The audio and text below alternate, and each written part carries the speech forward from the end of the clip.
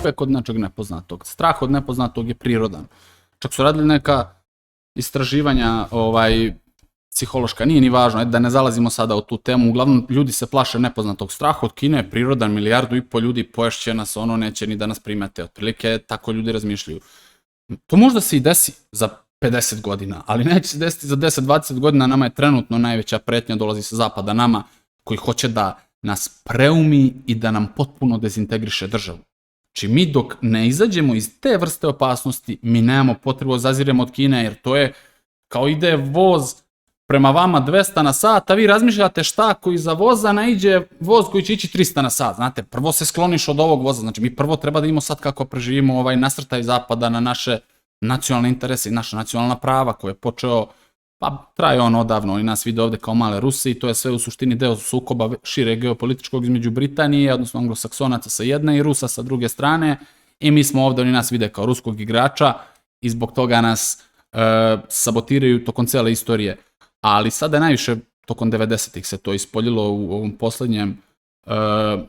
posljednjem našem otvorenom okršaju sa Zapadom i oni nas neće pustiti da se tek tako izvučemo i da tek tako krenemo da vodimo neku politiku koja neće biti ona politika koju su oni nama namenili, koju su oni zamislili i zbog koje su nam napunili institucije ljudima koji do dan danas nisu smenjeni, koji otprilike kontrolišu i regulišu sve naše državne, medijske i tako dalje procese, mislim, ajde da ne pominjemo, nije ni važno, imate iste ljude po 20 godina na nekim vrlo važnim pozicijama, po 20 godina ili po 17-18 godina, nije ni važno, opstaju na istim pozicijama što je nemoguće, tu se promenilo 3-4 vlasti, su se promenile 3-4 vladara, znači da moć leži negde drugde. Imate evo Verana Matića i njega da pomenemo. On je čovjek 6. oktobra osnovao televiziju B92.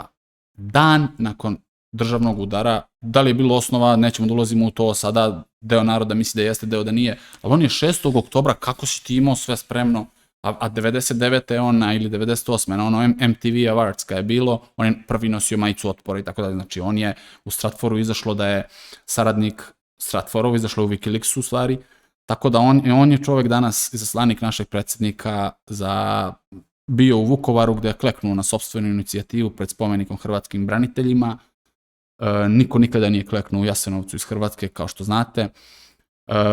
Ako ste me, malo sam se udaljio od vaše teme, rekli ste da smo mi ovdje negde previše pozapadnjačeni, da imamo tu zapadnu vizuru kada gledamo na svet kroz zapadne naočare. To nije samo u našem slučaj, već celi svet je zapravo westernizovan, odnosno pozapadnjačen. Svi smo mi negde, pazite, Amerikanci su uspeli u odežde svojih seljaka, farmera iz Teksasa, da obuku ceo svet. Ceo svet nosi farmerke, ja sam došao u farmerkama u ovu emisiju, razumete? To su oni Teksašani iz Teksasa, zato se zovu Teksas farmerke, su njihovi farmeri, oni neki rudari, šta su bili, oni su preklopili svet kulturno.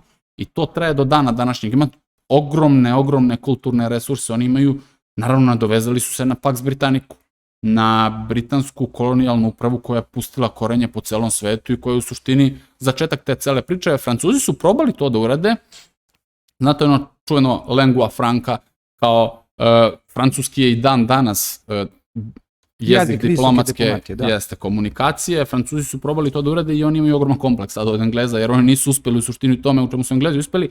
Englezi su uspeli jer su izolovano ostrvo, jer su vodili konzervativnu politiku, dok su Francuzi ludovali sa tim svojim revolucijama, skidanjem glava, pa onda malo vrate monarhiju, pa onda malo Pariska komuna, pa onda malo druga, treća, četvrta, peta republika, pa 68. demonstracije. Englezi samo onako polako 300 godina jedna, 300 godina, Velika Britanija je jedina država u Evropi koja 300 godina nije imala ni građanski rat, ni revoluciju.